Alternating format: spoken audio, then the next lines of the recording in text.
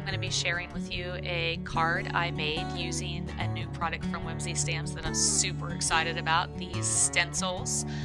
The one I'm going to be using today is called the Formal Lattice Stencil, and I'm simply going to take a piece of paper that's cut 5.5 by 4.25. I believe it's the Nina Classic Crest paper, and I'm going to tape down the paper and then tape down my lattice stencil using Post-it tape, and I like to do this so that the stencil doesn't move while I'm dabbing on some color. And I have a pink shimmer delicata ink that I'm simply putting all over the stencil top and paper, and I'm just kind of smushing that color in there. Now the stencil is, I believe it's about 6 inches by 5.75 inches, and that's from edge to edge, not for the design. So I do have to take it down, move it, line up the lines, and then re-ink, but you can't really tell that I've done that. So it looks pretty, and it's easy to kind of, adjust for the length and size of your paper. So once I've done this, I'm going to go ahead and start working on the layout, but I wanted to show you these stencils are so easy to clean up. They're nice and smooth. You simply take a baby wipe, clean them up, and you're good to go.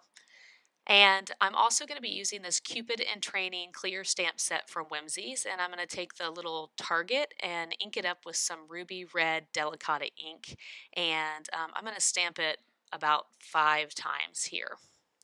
So once I get it all stamped out, I'm just going to clean it off with a baby wipe.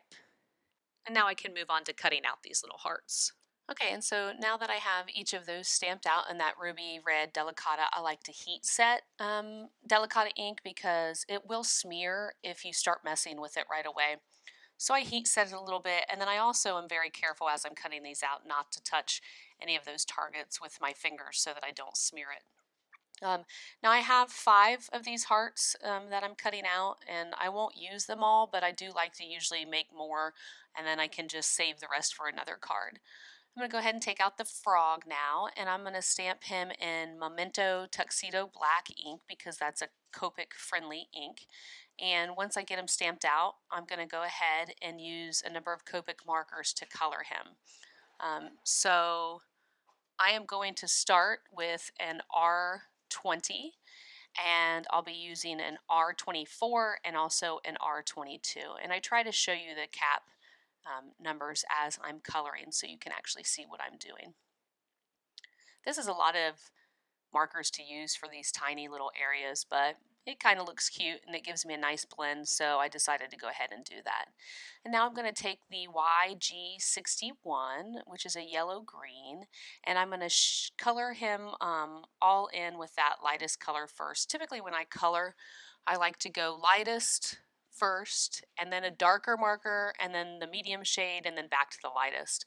I've been coloring with Copics for quite a while now, so I feel like the more familiar you become with the markers, the more likely you are to be able to use Copics in this manner. But typically, when you first start out, you should really go from a YG61 to a YG63 to a YG67 and then back again, because that will give you the nicest blending. And once you, like I said, become familiar, then you can kind of skip ahead. And so that's what I do. Right now I'm using a YG63, and I apologize, you can't see the cap number on screen.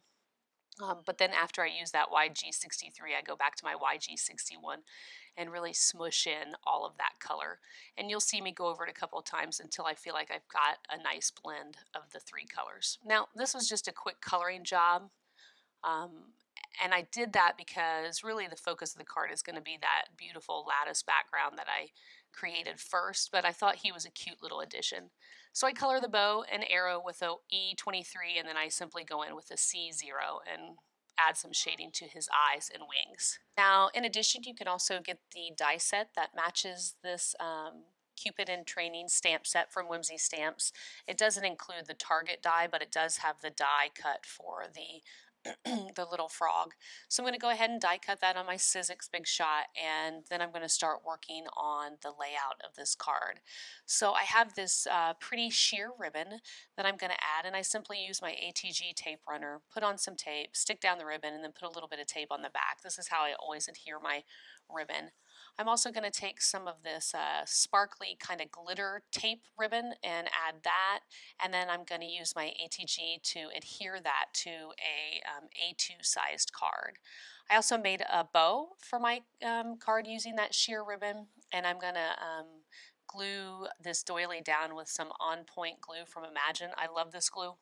It has a nice precision fine tip, and you can see adding it to some thin paper like this actually doesn't distort the paper, which I love. And I have some overhang from the doily, so I'm going to take a pair of scissors and simply trim that off. And I love these scissors for that. These are these little Cutter Bee yellow and black scissors. I've had them forever and they've stayed sharp. I only use them for cutting out paper and such, so they're a good little pair of scissors.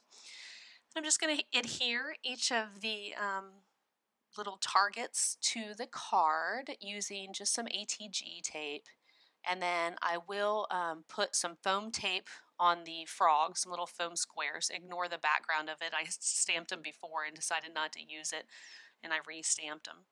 So that's what you see on the background. But luckily with this paper, this is a hammer mill paper with the frog on the front. I like that paper for Copic coloring, and you don't get, bleed through to the other side when you stamp. So that's nice. I used a little bit of hot glue for the ribbon or the bow that I'm adhering, and now I'm deciding on what sentiment I want to add to my card, and I pick the Cupid in Training, ink it up with some VersaFine black ink, and my card is finished. So I like the way this card turned out, and I love the pink shimmer lattice background. You can see it's nice and shiny. Finishes up my card for the day. Make sure to join me on my blog for more fun, inspiring projects. And if you like this card, make sure to hit the subscribe button and the bell so that you can get notifications of more videos. Again, all of my descriptions will be in the link at the bottom of this video.